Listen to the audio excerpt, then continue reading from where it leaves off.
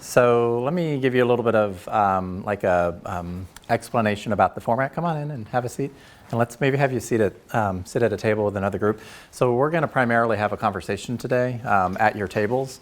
And I'm going to provide you some support with that, with information that I have learned from this, from the book that I read called Bridges Out of Poverty. Is anyone familiar with this book?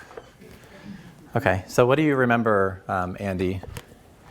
Too long ago. Yeah, so there's a little bit of a history behind it. Do you remember your hand had gone up? Did you raise your hand? Okay, so I'm going to pass around the book. About 20 years ago at the college, for those of us that were here that long ago, there was a group of reading circles. This was something that historically at the college, when we got interested in something, we would create reading circles and we would have a book. We would get together and read the book and have discussions. Many years ago, Bridges Out of Poverty was one of those books that we talked about. And it's still around, and there's other resources online, which I'm going to show you in a little bit. The website that Ruby Payne has created, and sort of the system or the process that she has developed to work with agencies, community agencies, government groups and entities and schools to help people in poverty. So by no means am I an expert. This is just a facilitated conversation of things that I've learned and reflected on over the years in the book. And then I kind of wanted to slide in there as well. Funny story, I was talking to Mia Pierre a couple of days ago, and I was kind of struggling with what to do in this session with us. And she reminded me of the book that we more recently read in our reading circles, Bandwidth Recovery. So did anybody participate in those readings this past year? So I'm going to, at the very end, sort of acknowledge that there's a lot of overlap between Bandwidth Recovery and Bridges Out of Poverty. So without further ado, the one book, I'll start on this side of the room, Bandwidth Recovery. Please take a picture if you have a smart device and consider reading these and taking it as an opportunity to learn more about poverty and about students who come to us. And again, primarily this is going to be a conversation and really sort of an opportunity for us to reflect in our practices about how we work with students coming from different backgrounds. Any questions about that? Okay. So again, these are the titles of the books and the authors. Let's take a minute to refocus. So there's a handout here that we distributed. So I want you to take a look at this handout for just a second. So there's two sides to this handout that looks identical. One side is it's sort of a mental model or mind map about poverty. And on the other side, it's about the middle class. I want to start on the side about poverty. And I want you to take just a couple of minutes, 2 minutes, to quietly reflect. And when you think that you and the others at your table have done that, then talk at your table about two things. The people that you've known in your life that come from poverty, what are the things that you think they worry the most about, think about, or consider on their daily? What are the things that they focus about on a daily basis? And just draw or write words inside the bubble. And then below that, write in those communities that they come from, what are the most common businesses, stores, or those types of things that you see in those communities? No right or wrong answers, just an opportunity for you to reflect and then talk at your tables. Okay, let's maybe take just a minute and debrief as a larger group. So what are some of the things that you talked about at your table? What are some of the things that you put inside the circle that you discussed at your tables? What are the things that students, do you think, or folks that you have known in your life that have come from poverty might worry about or deal with or think about and concentrate on? What are some of those things? I overheard great things, by the way. What were they? Wasting life. Okay. They're not pursuing any passions because they're too busy worrying about what they're going to eat for the next meal. Okay. Yep. Okay. Worried about food insecurity. Okay. What else? Housing insecurity also. Yep. Housing. Yep. Housing's a concern. Good. What else? You mentioned medical. What's that? Medical needs. Medical needs. Yep. So one of the connections I'm going to draw to the Bandwidth Recovery book talks very in depth at the beginning of the book. But essentially, I would say the book is broken into 3 different chapters or 3 different units. The first part of the book, the first unit, talks about how healthcare, mental health services, and those types of things, housing insecurity, food insecurity, those types of things can really have an impact on someone's ability to learn. And it's obvious in the work done by Ruby Payne and the group who worked on the book Bridges Out of Poverty, talked a lot about how that person's perspective is different when they're interacting with an organization or an agency like a college or a university. What they suggest in their writing or their work is that colleges and universities, and a lot of times schools and government, is designed around sort of middle-class norms, sort of the middle class and their service model. And oftentimes it is challenging and difficult for people from poverty to sort of navigate those because it's at odds with the way that they approach or see life through their lens. So flipping over, and I should say this before we get too far into this conversation, this work is based on very qualitative work conducted by the organization, and I'll show you their website a little bit later. And it is not like cut and dry, people from poverty are this way, and people from middle class are this way. It's not like that. It's very much, it's on a continuum, and it's sort of patterns of behavior that they've observed and they're passing along. And then one other note to this book is when you read it, it's really designed for people working within communities, be it government agencies or schools. So sometimes I was struggling reading the book. I was looking for the answer about how to help students deal with this when they come to college, and there's not like a chapter about how to work with college students. It's generally how to work with folks. So flipping over to the other side, perhaps this would be easier for many of us. Let's do the same reflection exercise on the other side for the middle class. Did you have a question? Yeah, before we move on, you just said that the government, the seed college and universities are designed along middle class line. So now, in this case, what should be done? Adjust the college and university to the lower class, or upgrade the lower class so that they can go to middle class? Which one is? Yeah, so the book talks about lots of different strategies, support systems, mentoring, and those types of things. We'll get to that in a little bit later in the conversation today. But for now, and we're going to talk about some of the hidden rules as well. That's something that the book promotes, but we'll get to that in a minute. And then so let's go ahead and transition now to the middle class. It might be a little easier for some of us to sort of identify and connect with this. Same activity. Quiet reflection and then conversation.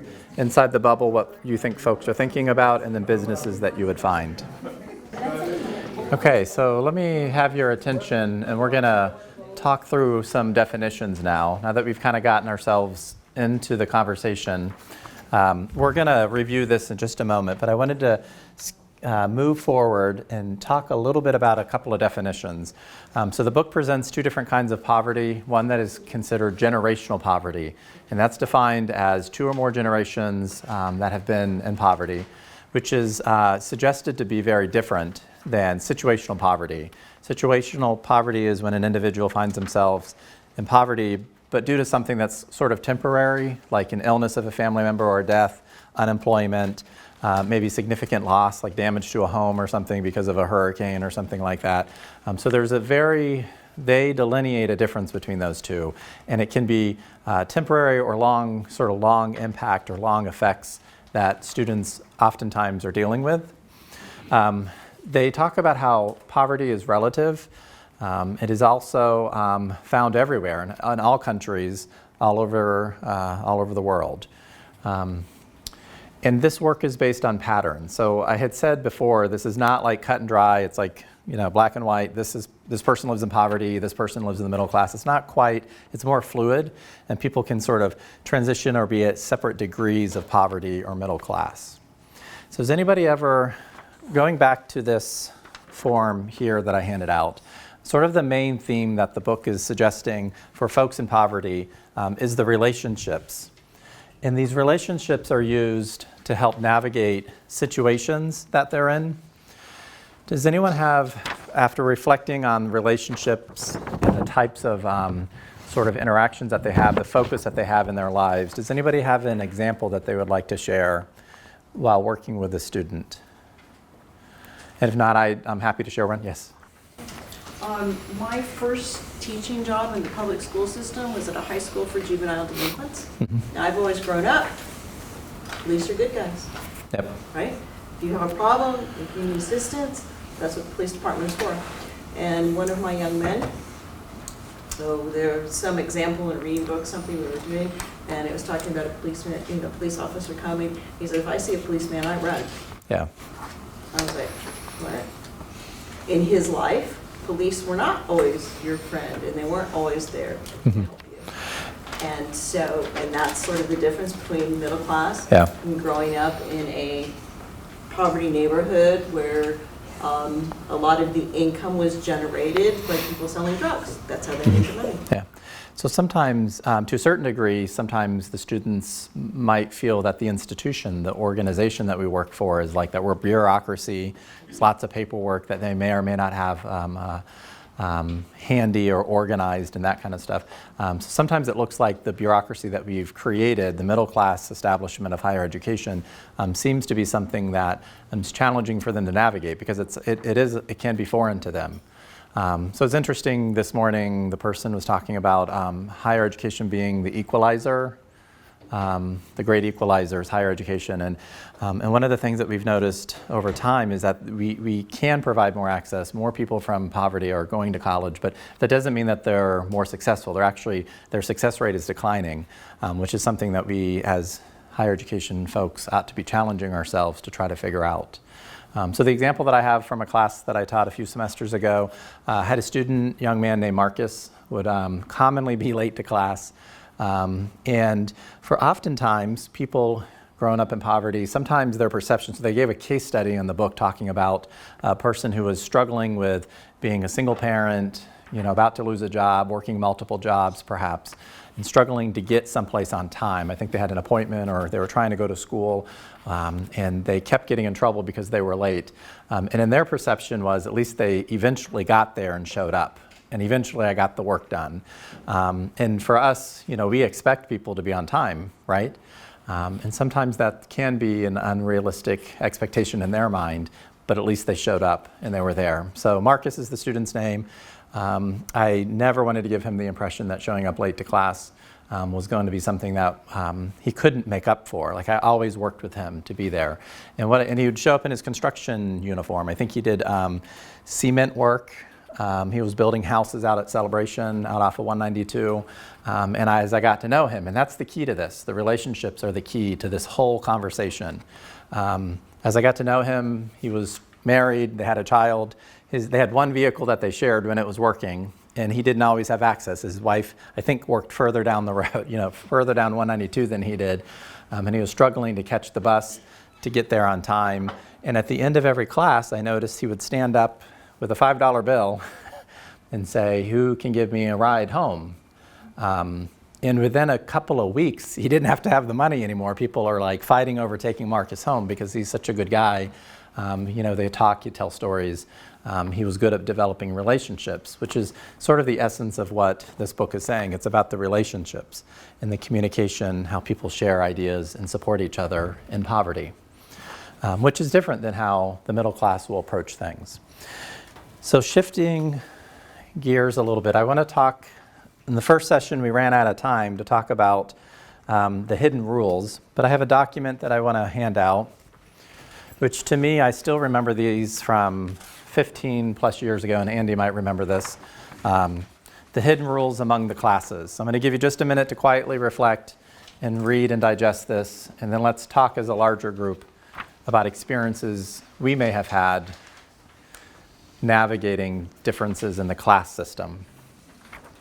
So take a minute at your table to talk about your impressions about these hidden rules with a particular focus of maybe a time that you attempted yourself to navigate a different class system. And I'll share an example personally after you talk at your tables. Okay, let's go ahead and wrap up the table conversations. We've got about 9 minutes left. And I'd like to hear from you your impression of this. Yes? I like the one about time, especially because I remember growing up, because I was just saying, I lived probably on that poverty middle class line, and we were always very much in the moment, but we did kind of try to, plan out me going to college, and so the future was also there. So it was a weird place to live in the immediate seat, but trying to plan for the future as much as you could. Good. But that was the near future. Yeah, good. So what else? What other examples might you have? So the example that came to mind when I was reading the book, a couple of years ago, I was in a leadership academy and we were meeting at a country club on a monthly basis. This is when I was working at Valencia, and I remember being in a restroom and very awkwardly trying to navigate the situation, because there were not like hand towels. There wasn't like paper towels to dry your hands with. There was actually like linen towels, and I'd never seen that before. And then there was like this whole area dedicated to like mouthwash and hand lotion, and I was trying to figure out, without being a creep, like watching other people, what they were doing. But at the same time, I was trying to figure out like because it felt to me very awkward to dry my hands, not like on my pants or like with a paper towel or with one of those Dyson hand dryer things, but with this fine linen cloth. And then it looked like everybody was throwing away in the trash. And it not until like an hour later, I'm like, maybe they weren't throwing it in the trash, maybe they were washing them. But I spent like the better part of the day awkwardly wondering if I did the right thing in a social situation in the men's restroom. And it just causes me to wonder how might our students experience us, students coming from poverty, in like an everyday, daily basis, be it asking questions about financial aid in the Answer Center, asking about this thing that they're trying to navigate college when they're a first generation student, or whatever it may be in the classroom. So these are the hidden rules that is suggested or presented. And again, it's about patterns of observations, qualitative observations that this organization, this group has observed over the years. And again, it's not sort of like, I'm glad that you were talking about, you sort of lived in this, kind of, I'm on the cusp of where am I at planning for my future, because in a lot of ways I see, in my personal experiences with my family and my life, a little bit of poverty, a little bit of, it is on a continuum, a little bit of the middle class. Any other comments or questions about this? Yes? I've noticed, reading this, that I connect a lot with the poverty side. I grew up in poverty, but since then, I've shifted more towards a wealth mindset. But the only reason why that I've shifted to that was because I've had so many, from my young age, epochal moments in my life that has, some things aren't as important anymore, Mm-hmm. And it was only because of those that I can credit myself to thinking of not just in this box anymore. Mm-hmm. Yep, good. Thank you for sharing. So that brings up a kind of an interesting sort of dichotomy that the book talks about, is when people are transitioning from one class system to another, especially from poverty to the middle class, there's a lot of relationships that were developed. And let me give you sort of an example, a case study from the book. So the book is full of case studies, and it really gets you thinking about how people approach life from their perspective and their lens. And for somebody who relationships matter the most, sometimes they have to sacrifice those relationships to move on to the next, and move on to the next class system. And I see a lot of heads nodding. So the example that was provided in the book was a church that had a poor family that didn't have a washer at the house, and the kids needed, the entire family needed clean clothes. So about $400 was raised by the church members. They went out and bought them a brand new washing machine, gave it to the family, and they thought the family was going to be happy and appreciative, and they were. And then they found out that they sold the washer. And it was really upsetting to the middle class folks who had given them this, this asset, something that, could have helped their family, and to later find out that they sold the washer for the money to help somebody pay for their mortgage or their utility or their rent. And then they also went on a one-night stay to the beach, because they enjoyed, as a family, don't we deserve to also get to go to the beach once in a while, and went on a little mini vacation. So it's interesting, that sort of case study was very complicated. It's about, you think that you're imposing in a way you're imposing your values of the middle class on a family, saying that, isn't it right for you to have clean clothes and a washing machine in your home, and then for them to turn around and to sell it, because to them, the relationships and helping others in their community was very important. And he gives lots of other examples of how people have those relationships that are helpful for them to survive. So I think we've got, yes? Real quick, downtown, some of you may know Milton McKnight, who has a lot of health issues and is in a wheelchair. And years ago, when I was with Habitat, they got together and the police force came behind it. They raised a bunch of money. They built him a house. Here, they give you a house. Mm-hmm. What did they do? They got a second mortgage on it. Just, Yeah. Yeah. They just, you try, lead them to horse the water, but you can't drown. Yeah, and it's interesting because we have a difference here of what we think. Wow, you got a house, you should just appreciate that and like you should protect that. But at times folks are at odds. So another example that they'd given, somebody had gotten a bonus at work and there was $200 extra that she had in her bank account that week. Someone in low and poverty. And a lot of middle class people approach it, well, save it, pay off a bill, save it. And for her, it was, well, so-and-so has he can't see, my neighbor needs glasses, I'm gonna help him. Or their utilities just got turned off, I might help them. And this child needs new shoes that lives in my neighborhood. It's more of a shared responsibility, and that's where the relationships play such a strong influence on the folks in poverty. So it's very interesting. Okay, so we've got just a few minutes left. I would encourage you to take time to purchase the book or check it out from the library, or get the audiobook and listen to it. There's lots of information in there about mentoring, about communication patterns, about how the family dynamic works within folks in poverty. Gives lots of examples and different case studies for you to consider. These are just some things that I felt like were really important for us to consider. And I mentioned before about moving from poverty to middle class, you're going to lose some relationships. We have to try to prevent ourselves from trying to blame people for being in poverty. The generational poverty, multiple generations of poverty is very difficult for people to see how to survive outside of that. And we cannot continue to support stereotypes and prejudices against the poor. And that sort of leads me into bandwidth recovery. Has anybody read Bandwidth Recovery? Would like to share sort of their synopsis of what that book is about?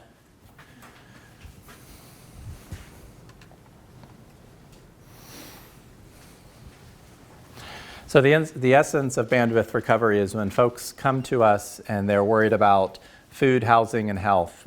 They're unable to really focus and learn and grow. And what bandwidth recovery, and there's a lot of parallels in the book as well. Let me skip to a couple of slides, and then I'm going to come back to the quizzes that I have. Talks a lot about physical health, mental health, and human capacity. Talks about how belongingness is very important for students who are trying to find a sense of belongingness at the institution or the college, sort of their identity. Remember the keynote speaker, were you here this morning for the keynote speaker about identity, about how that influences how people see the world around them? Let me go back, we're just about out of time. The resources, in addition to the book, there's actually a website by Ruby Payne and her group that I would encourage you to look at to learn a little bit more. Again, they primarily focus on communities, helping poor folks through government, social services, and those types of things. I'll end with one more sort of anecdotal story from the Bridges Out of Poverty. There was a story in there about a city worker who had to work with a family about the sewer at their house. So I guess the sewer was broken, and he had to go in, and luckily he had significant training and working with people in poverty, and he took the time to really get to know the family that he was going to work with. So instead of going in and saying, because of the bureaucracy, because of the city, because of this code, and remember he's a code enforcement person / plumber, and he's there just to fix the problem. But instead of coming in and saying, you're going to get a fine, and the city of Oviedo says you have to do this, and I'm here to fix it and let me make it better for you.